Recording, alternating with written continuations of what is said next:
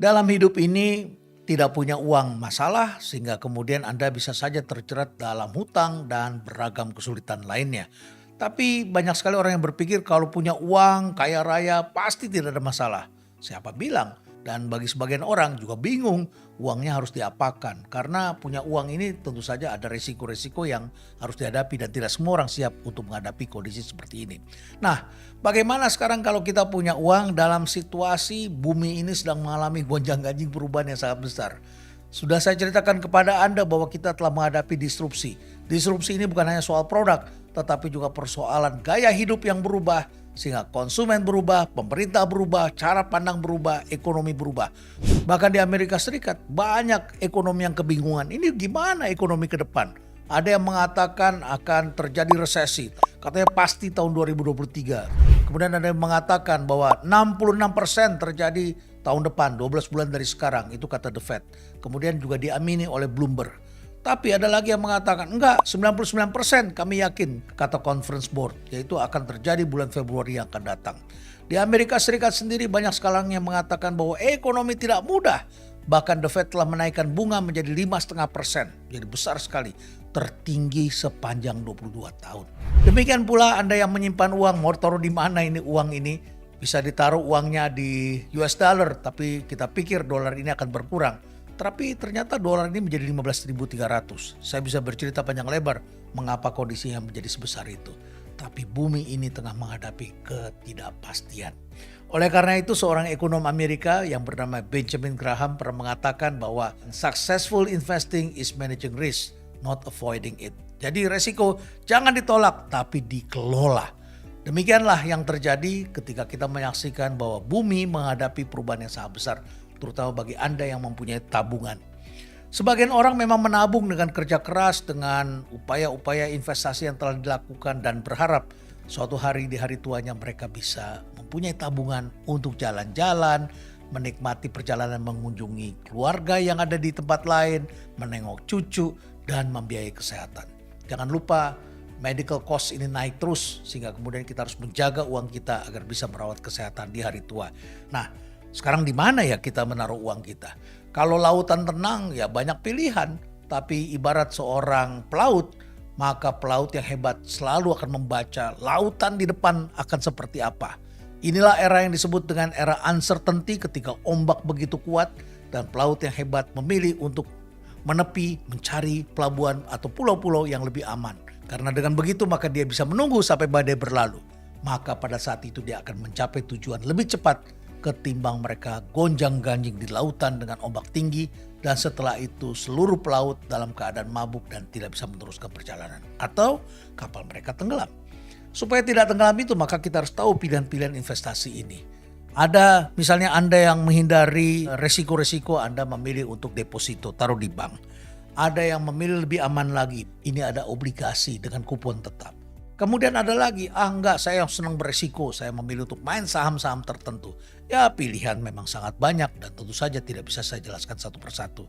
Nah sekarang kita lihat, deposito itu bunganya adalah sekitar 2% sampai 5%, tergantung banknya.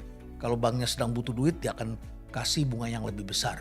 Tapi kan ini beresiko, saya kira sebagian besar Anda pernah mendengar ada orang yang taruh uang di sebuah bank yang kita pikir bagus, ternyata ya bank ini bermasalah dan akhirnya uangnya hanya diganti sebesar 2 miliar rupiah oleh lembaga penjamin simpanan. Karena itu jumlah maksimum.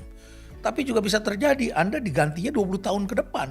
Dan itu sudah pernah terjadi. Jadi hati-hati dengan tawaran bunga deposito yang sangat tinggi karena ini sangat berisiko. Nah kita lihat katakanlah normalnya Anda dapat bunga deposito 5%. Tapi pajak bunga deposito 20%. Jadi 20% dari 5% itu artinya 1%. Jadi Anda terima hanya 4%.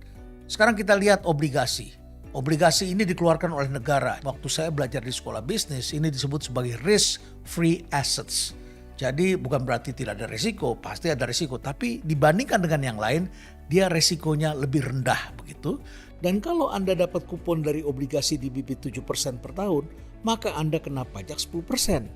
Nah 10% dari 7% itu adalah 0,7%. Maka Anda terimanya 6,3%.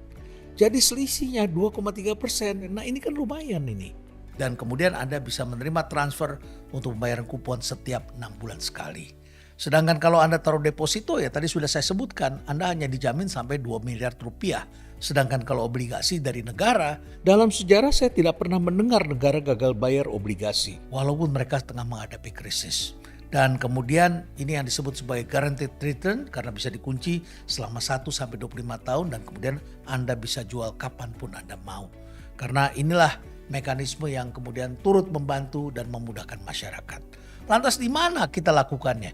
Dari pilihan-pilihan yang ada, saya kemudian memilih pada beberapa. Tentu saya akan memilih yang jumlah investornya sangat banyak. Saya cari yang jumlah terbesar, yaitu Bibit. 5 juta investor. Luar biasa ini karena di sini sangat besar, maka crowdnya sangat banyak. Dan kemudian saya cek lagi, apakah ini terdaftar di OJK? Ternyata terdaftar di OJK. Ini menjadi sangat penting, bukan hanya bagi Anda yang mau menabung atau mau investasi, tapi juga bagi Anda yang meminjam. Karena kadang-kadang mereka menyamar-nyamarkan. Nah, saya tentu mengapresiasi di Bibit ini karena mereka memberikan akses untuk pembelian sebesar 1 juta rupiah. Sehingga kita yang mempunyai uang terbatas tentu bisa juga membeli obligasi. Belajarlah untuk melakukan hal seperti ini. Karena sejak inovasi hebat ini ditemukan atau diadakan, saya kemudian bisa memindahkan sebagian besar pendapatan di perusahaan saya untuk disimpan dalam bentuk obligasi. Karena situasi yang menghadapi yang disebut sebagai uncertainty. Seperti itu saya kira yang kemudian saya melakukan pilihan. Dan kalau ditanya lagi, mengapa harus di Bibit Pak? Tentu saja saya bisa memberikan banyak alasan. Yang penting adalah kalau kita melakukan di aplikasi, maka kita bisa melakukan 24 jam per hari dan kemudian 7 hari dalam seminggu. Ini berbeda kalau kita harus datang ke kantor bank misalnya. Itu bukannya Senin sampai Jumat, kita harus menunggu sampai Senin. Tapi kalau hari Jumat malam Anda berubah keputusan, Anda bisa jual malam itu juga melalui aplikasi. Jadi ini adalah kemudahan-kemudahan yang memungkinkan untuk kita lakukan. Nah, sekali lagi kita harus mencari aplikasi yang aman, terdaftar di OJK, dan kemudian kepemilikannya saya lihat bisa atas nama pribadi. Dan yang lebih menarik lagi adalah di situ saya menemukan ada fitur ahli waris. Ini berbeda sekali dengan kondisi sebelumnya ketika saya taruh uang, di situ tidak ada ahli waris dan seringkali saya mendengar cerita ahli waris yang orang tuanya meninggal ternyata tidak bisa mengurus uang yang disimpan di lembaga keuangan. Oleh karena itu maka kita harus waspadai hal seperti ini dan mudah-mudahan Anda juga bisa menikmatinya bersama dengan keluarga. Nah, inilah kelebihan-kelebihan yang terjadi dan tentu saja Anda bisa menggunakan rekening dana nasabah yang ada di BCA. Saya kira pada hari ini hampir semua orang mempunyai rekening di BCA, jadi saya kira mudah sekali bagi kita untuk melakukan transaksi.